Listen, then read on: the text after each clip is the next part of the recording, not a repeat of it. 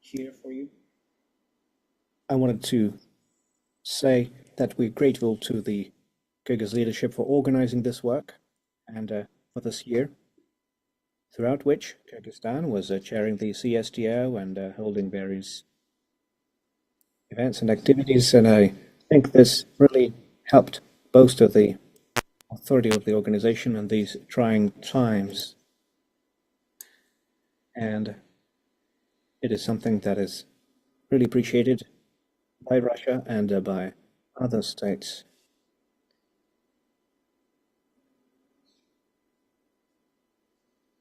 We had no difficulties in coordinating the decisions made by the Secretariat. We didn't have any differences on any of the aspects. Everyone agrees that we must work together.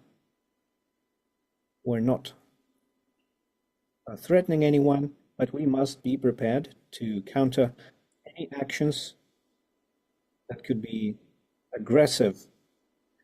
And I believe that we will be able to discuss more of this work. And we've already achieved some results, and I believe that we've got good prospects developing our cooperation at the CSTO. As you know, Russia is now presiding at the CSTO for the next year. I have laid out our priorities during the extended format meeting, and I don't think I'll need to repeat that. But on the whole, we appreciate the work that has been carried out. Now, if you have any questions, I'm ready to answer. Interfax. Now, a question about priorities.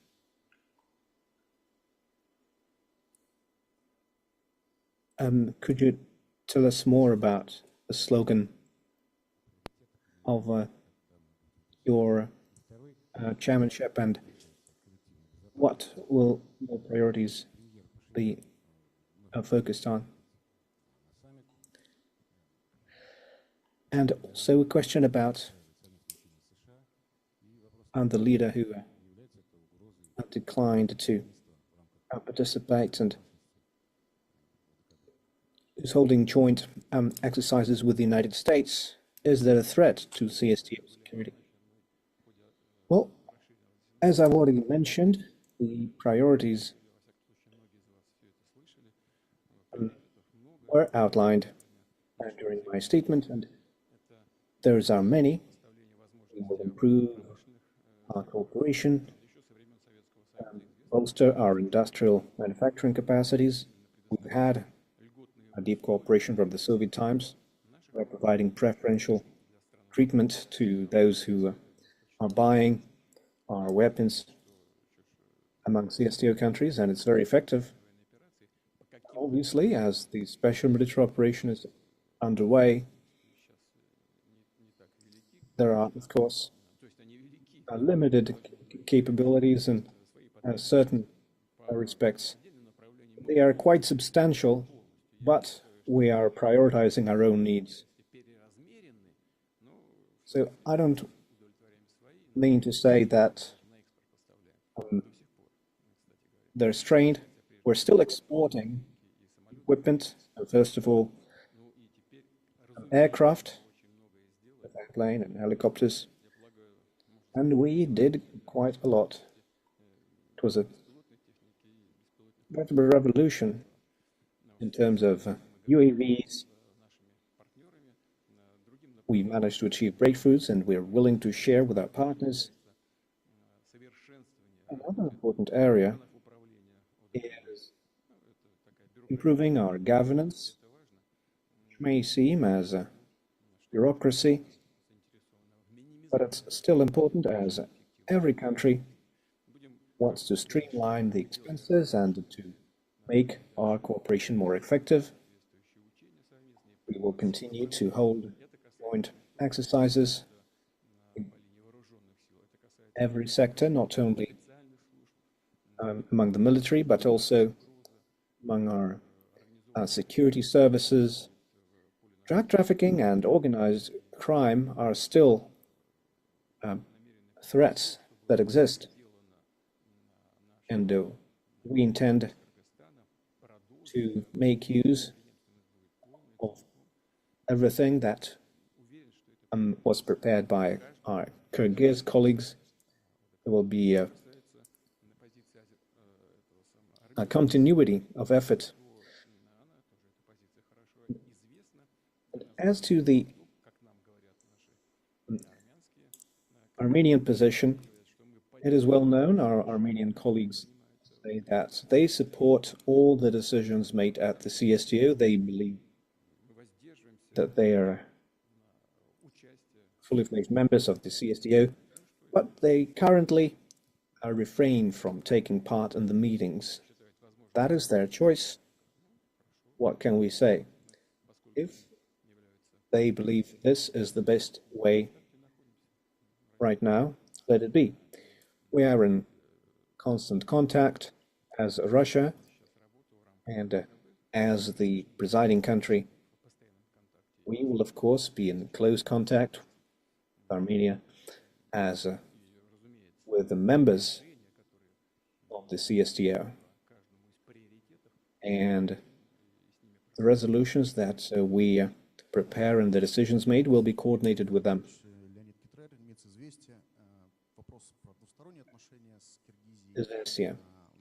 Bilateral relations with Kyrgyzstan include a lot of energy projects.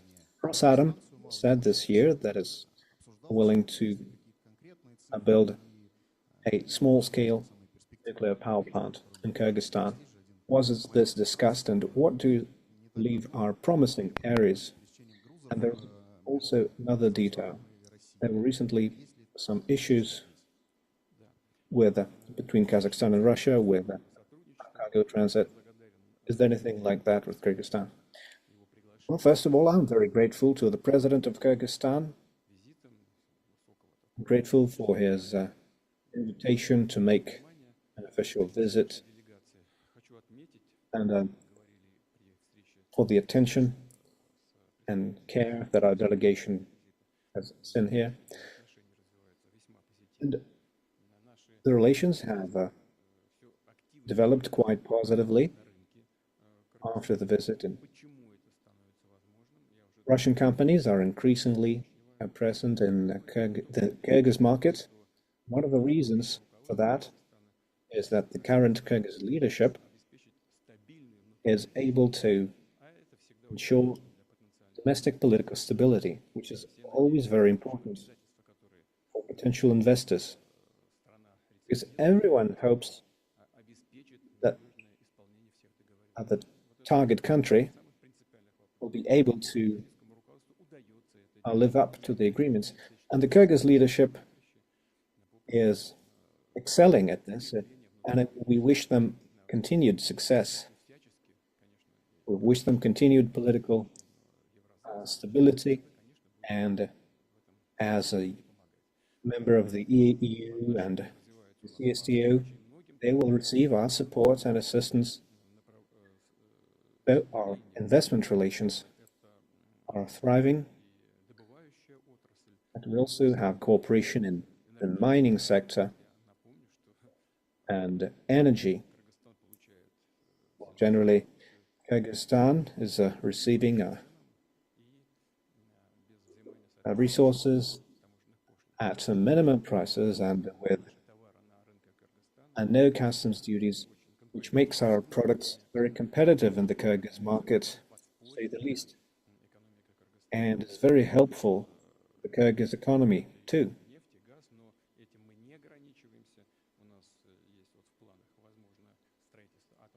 And it's not only oil and gas. We plan to build a nuclear power plants, the small-scale power plants that you mentioned. Russia is the only country in the world currently implementing such projects. There's a lot of talk from many, but we are the only ones who are actually doing it. Our colleagues from the relevant companies and agencies are constantly in touch about these projects, and we're also developing cooperation in other high-tech fields. Yandex is a company that has worked in Kyrgyzstan very actively, and I hope that this will continue. Yandex is not only food delivery and taxis, it's also one of the companies developing artificial intelligence. It's an extremely important sector which is now rapidly developing. It's important for all of us. Kyrgyzstan may not be a very big country, but it has a lot of a very promising talent, young people with good education and skills. So it's very important for us to create a field here that will thrive and unlock its true potential. And of course, it's also very important for us to see that some migration policies align and that Russian citizens' rights are observed while promoting our economy, and so that the people of Kyrgyzstan who come to Russia are also prepared, that they have the requisite Russian language proficiency. And as you know, we have developed or assisted the Kyrgyz leadership in developing Russian language schools. We'll be opening more schools and we'll be working on higher education together. There's quite a lot of work planned. As you know, Russian is one of the official languages in Kyrgyzstan. So we are going to work in all of these areas. And as to the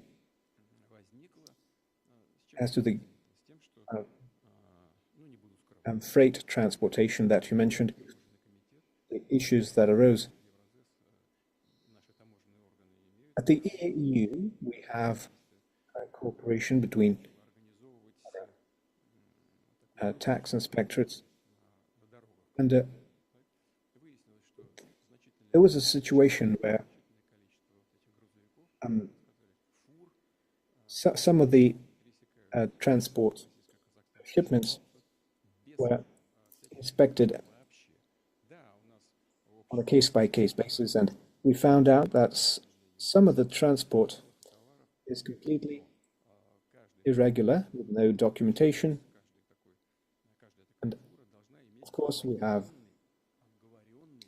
free movement, but every freight truck must have a set of documents, and it's not a big set of documents, but they must be available. You must have documents for your for the freight that you have and about the recipient. These are the formalities that must be observed, because these are the documents that give the grounds for calculation of duties and who should pay the value-added tax. So as soon as they started inspections, they found out that a lot of the traffic lacks documentation completely. It's just a black market. And the Russian Federation is under-receiving tens of billions of rubles for our budget. And of course, I briefed my colleagues. We had a conversation with President Tokayev of Kazakhstan. We had no issues about that. We had a conversation and we agreed that we will take steps to make sure that the trucks currently at the border will start moving into Russia as they should, and our customs authorities will be able to ascertain all the and values and the duties. We will make sure that there are no lines, and it will be practically a green corridor. They will pay a minimum duty just to show that they're paying something. Starting from the next period, we will require a full set of documents.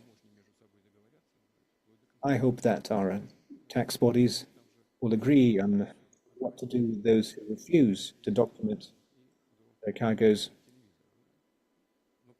A truck could have anything from TV sets to diamonds, but they could at least pay the duties for some boxes of shoes or something, so that we can get some kind of minimum from them. But there have already been thousands of trucks, and I hope that we'll sort this out until the end of the year.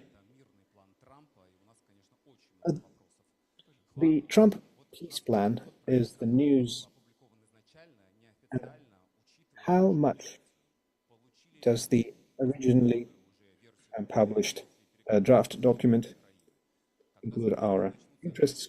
And did we receive a modified version? And when will Russia-US talks start? Because, as I understand, there have been no such talks. When will Steve Witkoff come to Russia? And what do you believe are the prospects for a peace settlement currently? Well, as to a draft agreement, there has been no draft. There was a set of issues, a list of issues to be discussed and to be deliberated and worked out. As I've already said, before my visit to Alaska, we discussed this with the United States and negotiating team. And after that, the list of possible items for an agreement was drafted, and it was conveyed to us through certain channels. Then there were talks in Geneva between the United States and the Ukrainian delegation. As I understand, they decided between themselves that these 28 items should be divided into 4 groups. And we received the outcomes of those discussions. And in general, we agree that this may become the basis for a future agreement. It would not be proper for me to make any final statements right now, because there is no finalized material so far. And many of the things are very general in character at this point. But we see that the United States are considering our interests, including those that were voiced before the discussions in Anchorage. Some of the items will have to be discussed in very specific terms. We'll have to frame things diplomatically. It's one thing to say that Russia is not going to attack Europe, which is really laughable for us as an idea. Of course, we could write that down as this is, but sometimes people are a bit, and maybe they're a bit out of their minds, or maybe they're just trying to create some kind of an illusion for their populations when they say that Russia is preparing to attack and they need to strengthen their defense industry. Maybe they're just catering to the defense companies. Maybe they're trying to prop up their domestic political ratings, seeing the lamentable state of their economies. But in our eyes, of course, it's just nonsense. It's complete lies. But if those ideas are so hyped up in the Western public consciousness, if if we truly need to make a statement that we don't have an aggressive plans, then we'd be willing to do this. Maybe there is a meaning in that. If we want to sit down all together and to have a discussion, to dot the I's about common European security, which we proposed to discuss some time ago. And if our American partners want this to happen, this is quite possible. But of course, this will require a serious discussion. Every word in such documents needs to be discussed. One of those documents also mentions strategic stability, which is an issue that must be discussed with our American partners too. Well, this is something that we have suggested since the Obama times. They said yes, yes, and then several months before Obama stepped down from the presidential office, this work stalled. Now the New START treaties running out. It will soon expire. And of course, there is a desire to go back to discussing these issues. Every such issue is a separate topic for discussion, for a serious one. And we're ready to discuss. Next week, the American delegation is planning to come to Moscow. Vesti FM. Who will be the main negotiators from the Russian side? And we also heard about talks in Abu Dhabi. Is it a parallel talks process? And who is talking with whom there? Could you please tell us more about that? Well, as to the Russian side, I think it's quite obvious. We'll be represented by a foreign ministry. And we will sit down and we'll have a substantive discussion with the foreign ministry and with Mr. Medinsky, presidential aide who has handled this situation from the start. And in order to organize this work properly, I also included Yuri Ushakov, who's in contact with American colleagues. Of course, he cannot do that on his own. He'll do that jointly with the presidential administration and with the foreign ministry, because there are many issues. There are many issues to have a conversation about and to put down to paper. And as to Abu Dhabi, I heard some noise about this. Nothing secret is happening over there. Our security services and Ukrainian security services too always had the contacts, even during the most hard times. And one of the issues that they have discussed is prisoner exchanges. And Abu Dhabi gave us a platform to do that. And we're very grateful to their leadership for providing this opportunity. It allowed us to bring back many hundreds of our guys, of our heroes. And at the initiative of the Ukrainian side, we really had a meeting about this. This meeting was held in Abu Dhabi. It included one of the leaders of the Russian Federal Security Service,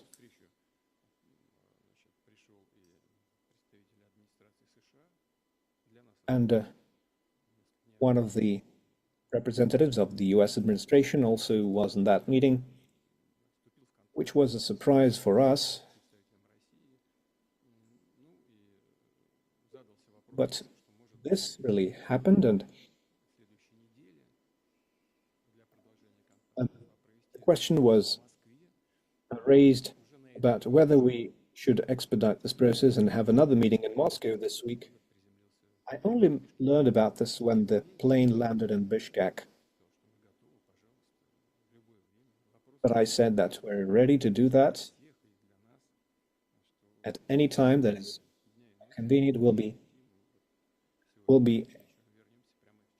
will be there. We'll fly back on Friday or on Saturday, whatever time they want. And we will determine who and when must come. And the United States administration will also determine who and when will come. And I also heard that President Trump made the decision, as we had agreed previously, to have a meeting in Moscow next week. And we're always ready for that. We're open for any such meeting, but who will be representing the United States is another issue, and it will be determined by the US President. But we'll be waiting for them early next week.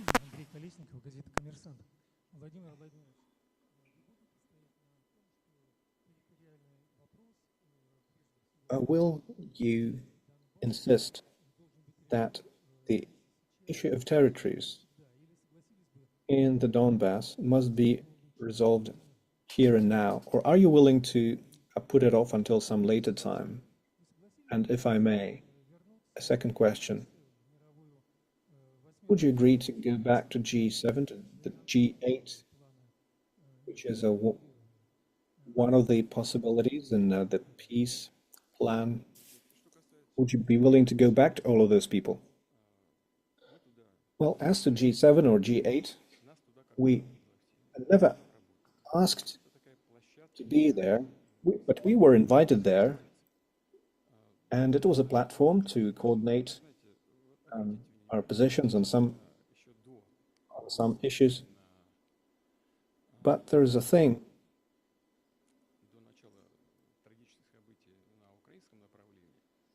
You may have noticed that even before the Ukrainian events, I stopped going there for some reason.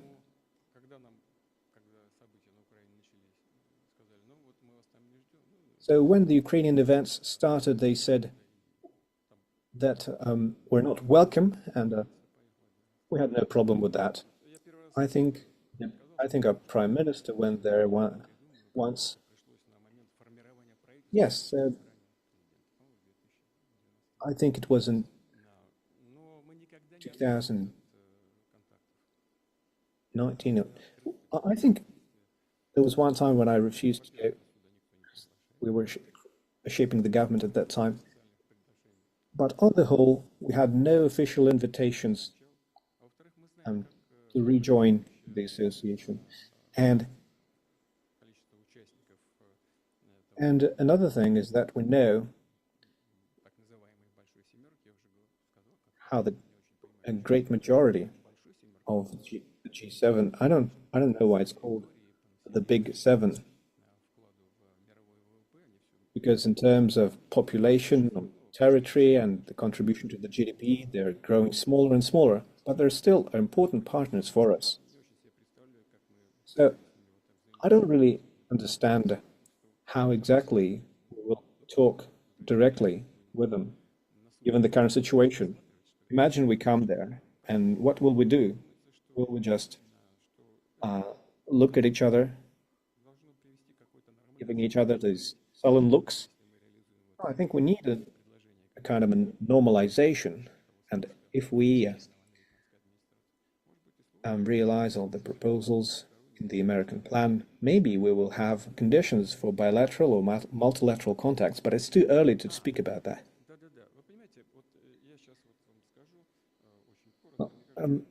And I will just say a small thing that will make it clear.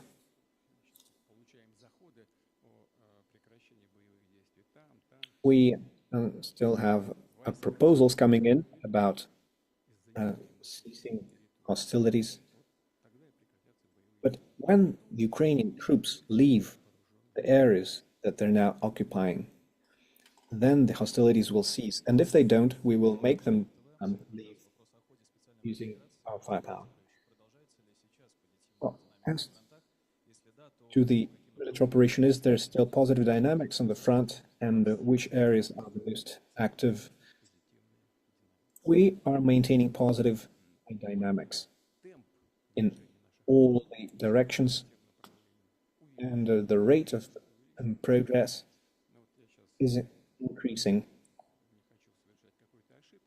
Our troops are advancing at an increasing rate.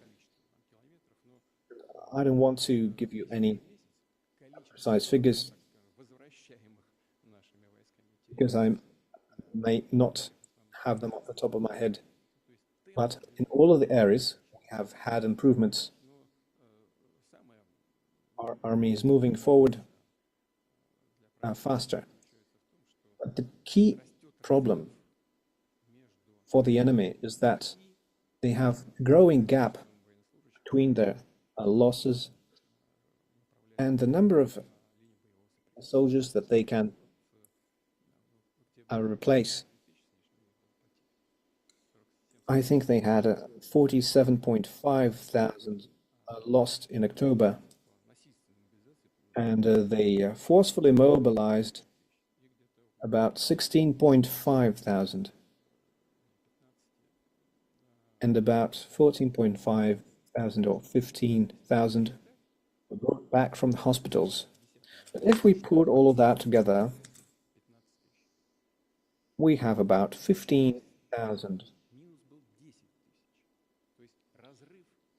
minus 15,000. And last month they had minus 10,000. So the gap is growing.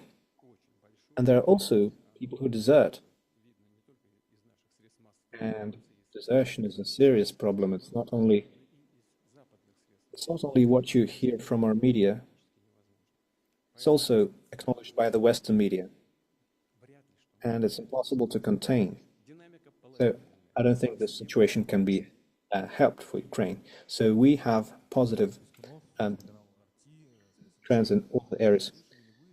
Question from RT. Are you aware of the leaks or talks between Ushakov, Witkov, and Dmitriev? What can you say about this? It's an entire scandal that keeps growing in the Western media, seeing increased coverage, and there seems to be an attack on Witkov. Well, as to the leaks, as they say, it could be fake or it could be an eavesdropped conversation, which is a criminal act in Russia, by the way. You cannot just eavesdrop. I think those who are eavesdropping must be tracking their own affairs better.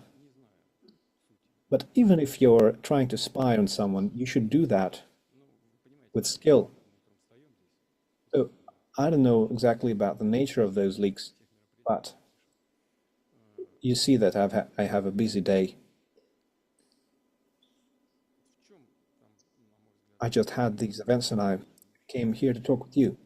But generally speaking, what is the problem? It's not about us. It's about different opinions clashing between the collective West as a whole and the United States, and within them, on what should be done to stop the war, what should be done and to make it stop. We had a meeting with Mr. Witkov before Anchorage, then I went to Alaska, and we had talks.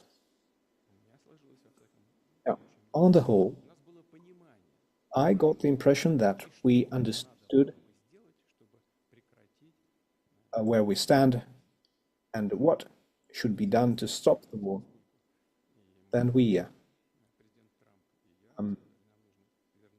went back to our capitals because we had to think and to consult with our ministries, with our allies. And after that, we agreed to continue the conversation. Lavrov and Rubio met in New York, the sidelines of the General Assembly meeting, and they did have a conversation. But I cannot say that there was any conflict between Russia and the US, who stayed on the Anchorage platform. And then the United States announced sanctions against our two major oil companies. Where did that come out from? I really was confused. I didn't understand where that came from. So accusing Mr. Witkoff of being too kind on his Russian colleagues would be really unjustified. We did meet and we did talk, and we met in Alaska, as I said. And then, when the relations seem to be rebuilding, they introduced those sanctions that are certainly destructive for our relations. As I said, it's really unclear for us what kind of sign is that. What does this gesture mean? And apparently, Mr. Witkoff is going to Moscow on the instructions of President Trump to talk with us. It would be surprising if he talked with Ushakov and using swear words, and then he just came here and tried to rebuild the relations and to improve the negotiating positions. It would be just nonsense. And it goes without saying that Mr. Witkoff is a person of culture. He understands that a mutual respect is necessary for conversation. And by the way, we're talking about a friendship with his friendship with President Trump, which dates back quite a long way, and he has defended his country's interests. Our dialogue is not simple. Every one of us is defending their position, but we're doing it respectfully. Mr. Witkoff is protecting the position of the U.S. and the interests of the U.S. as he sees them, and as they're seen by the people who have delegated the talks with Russia in his office. And I think it also includes people from the military and diplomatic circles and from Trump's circles more generally.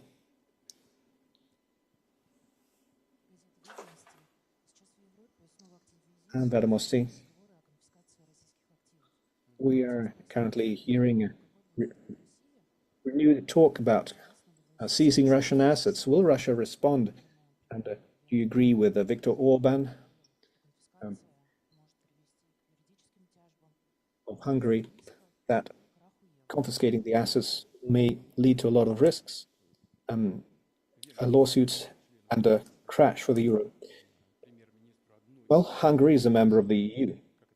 So a prime minister of one of the EU countries certainly must have insight into how this reflects on the currency. But obviously, this will lead to consequences for the global financial system, because there will be reduced trust in the Eurozone, a sharp drop in the trust for the Eurozone. And considering the many years of recession in Germany, for example, and in the region more generally, it will not be an easy challenge. Russia is working at a response package in case this happens. But everyone says directly that this would be theft of the property. And so this really begs the question, who has the higher moral ground here? Is it Ukraine, who is siphoning the United States aid, as we now know very well? And who is teaching whom? Is it the Europeans who have taught the Ukrainians stealing, or is it Ukrainians who are influencing the Europeans? Either way, if that happens, we will have a response. Channel 1. After Donald Trump said that the United States may test nuclear weapons, you gave instructions to your agencies and services to consider conducting nuclear tests in Russia. Is there a final decision about that? And if not, when can we expect such a decision? Well, I gave instructions to collect additional information about the United States actions and to present a number of proposals on what can be done next. And one of the proposals I got is to have some joint conversations with the US, as I understand it, and we're willing to talk about strategic stability. Can this happen during the next week? Yes, we will certainly raise this question.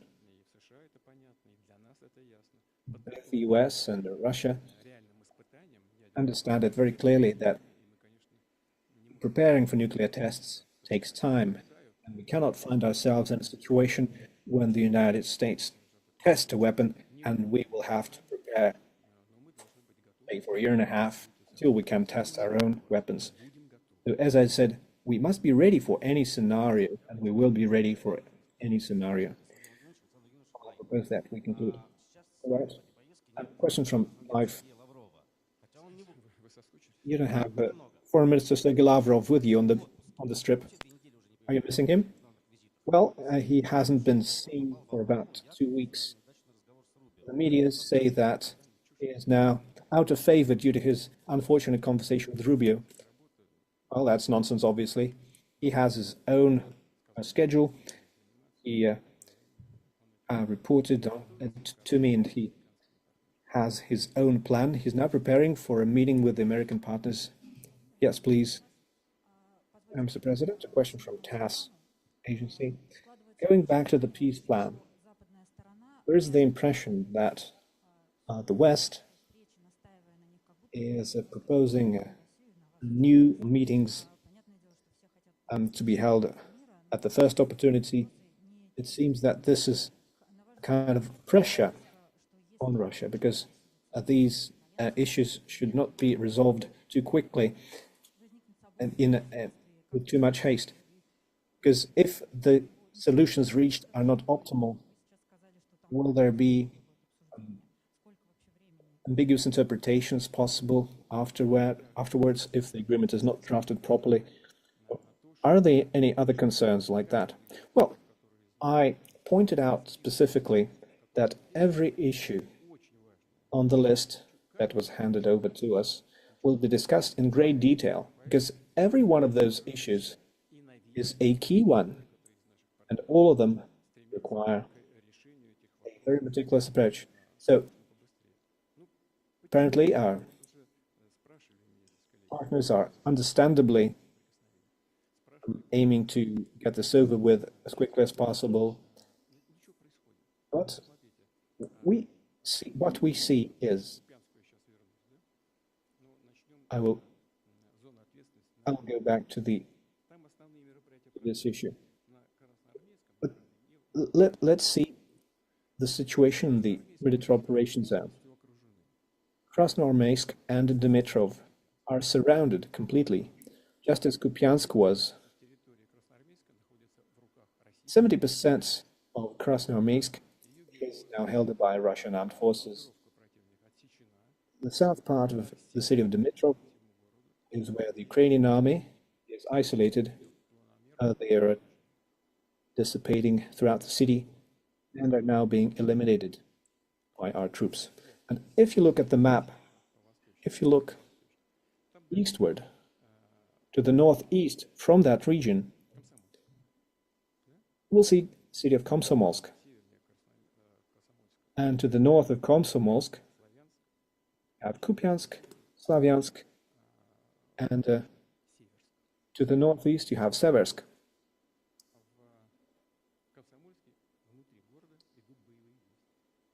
And Komsomolsk is now a place of intense fighting. and many of the buildings have already been cleared, and our troops are moving forward. As to Seversk, which is northeast, our troops have approached the city from the east, from the south, and from the north. And there's active fighting in the city.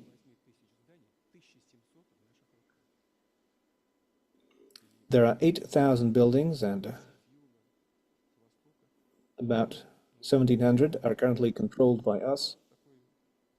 As you see, the city is being surrounded by our troops, so the outcome is easy to guess. It's not very good news for the Ukrainian army.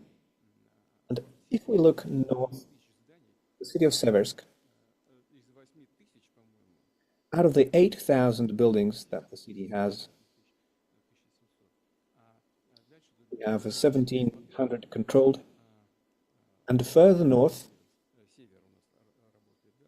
the north group of forces has captured Volchansk, and almost completely.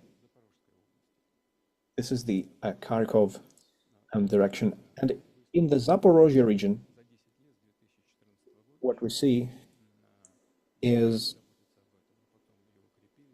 the defenses that had been built up since 2014 by the enemy. And the Dnieper group of forces is now approaching it, and in some of the parts of that area, they are penetrating the defenses. Those are important elements.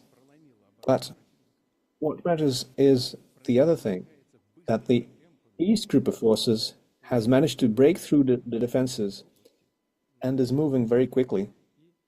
And to the northern part of the region, where the region borders the Dnieper region. And this means that we are close to Gulaypole, which is an important logistics hub. They're very close. And they will certainly move on after they pass that point, whether they capture it or not. And what this leads us to is that all this fortified area will be circumvented. They will just bypass it through the north, and this may lead to a collapse of the Ukrainian front in that area. And this is what makes the difference between those who want to achieve a peace at any cost in the West, even if it means that Ukraine has to make concessions, and others.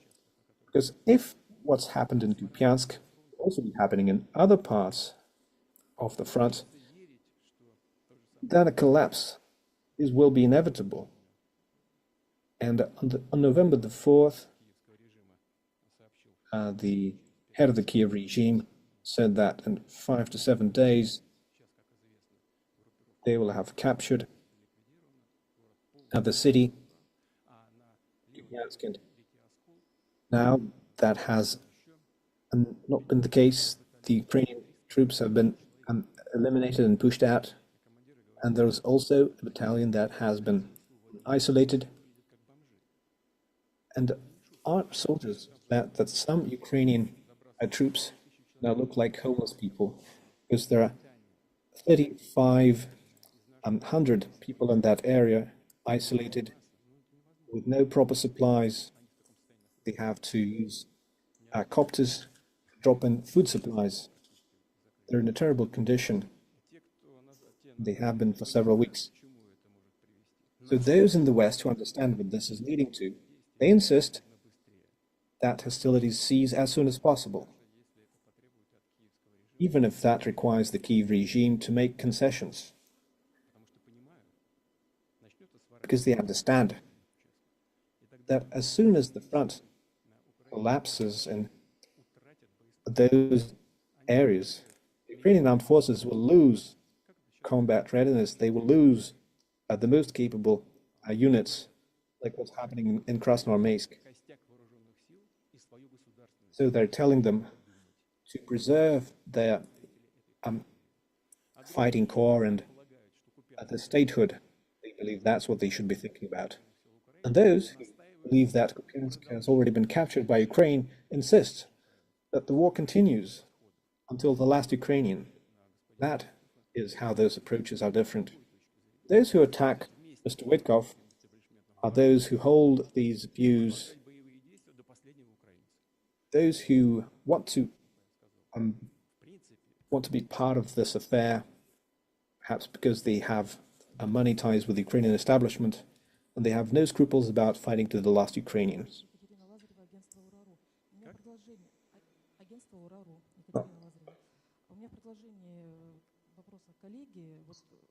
Если вернуться, опять же, к мирным планам, есть мирный план Трампа, есть альтернативный план Европы, а есть ли понимание, с кем говорить, договариваться и подписывать итоговые документы со стороны политического руководства? Who will sign the documents from the Ukrainian side? Well, it will be pointless to sign. The Ukrainian leadership made a strategic mistake when they said that they would hold elections. And the president, they said that they would refuse to hold elections, and the president lost his legitimacy. Russia also in a state of military conflict with Ukraine, but we had presidential elections, and recently we also had municipal elections. Other elections, but they don't seem to be willing to do that, because as soon as a peace treaty is signed, as soon as the war stops, they will have to lift martial law. And if martial law is lifted, they will have to announce elections immediately. And under the current conditions, the existing Ukrainian leadership will not be able to win without cheating. But as Stalin said, it doesn't really matter who thinks what. Elections could be fixed, but they will have to have a referendum.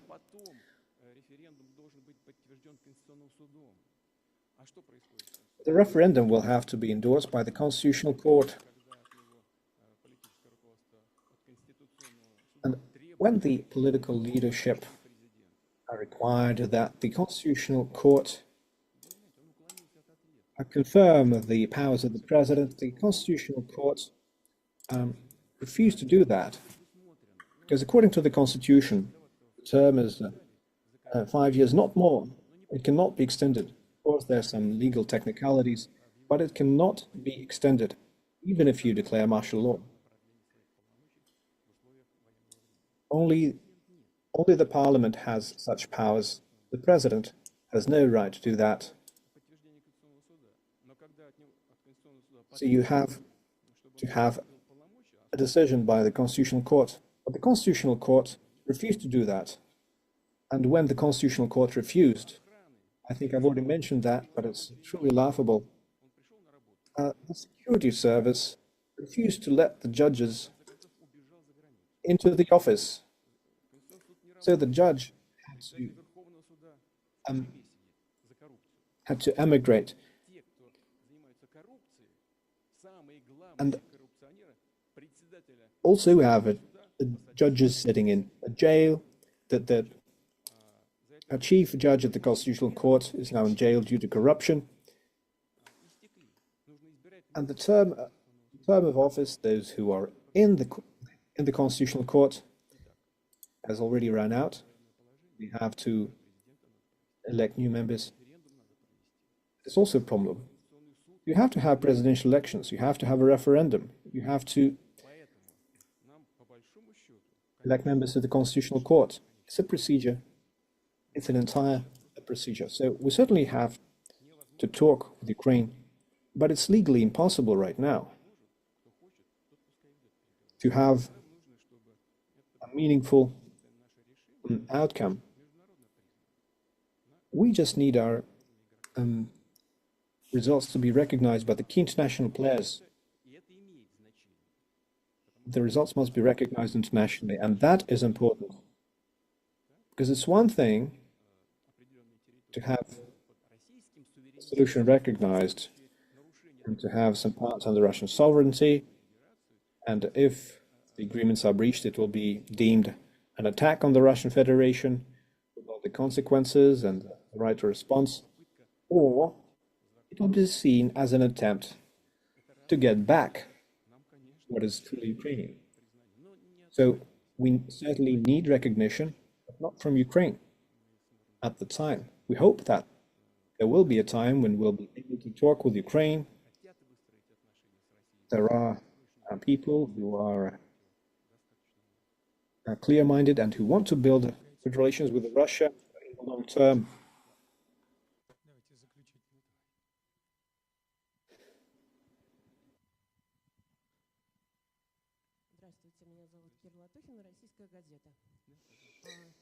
A question from Российская газета. Tomorrow, it was reported that Viktor Orban would arrive in Moscow and for talks. Can you confirm that this will truly take place, and what will be the intention? We do have contacts with Hungary regarding a potential meeting, and we're always happy to see any of our partners in Russia, even despite the aggressive actions of the European colleagues. We would still be happy to see them too. But Viktor Orban is a person whose position is well known. It's quite unbiased, I believe, and he's one of the people who see the realities on the ground and who shape their political position in accordance with the real situation. We have great cooperation in energy, not to speak about the nuclear power plant. And there are things to be discussed additionally that require additional discussions. I'm talking about the fuel for the MPPs. Because in Ukraine, for example, they used American fuel, but they had some trouble with that. They had near security breach situations. So all of this has to be discussed, and there are many bilateral topics on the agenda, and if Viktor Orban wants to come, we're always ready to do that. I think you already asked a question. Do you have no shame? Allow your colleague. Komsomolskaya Pravda. No, you've already answered part of this question, and why you're asking it. If the Crimea and the Donbass are not recognized de jure, how can they be recognized de facto and not de jure? Well, this will be something to discuss with the United States. Thank you for noticing it in the plan. It's one of the key issues, really. Now, thank you.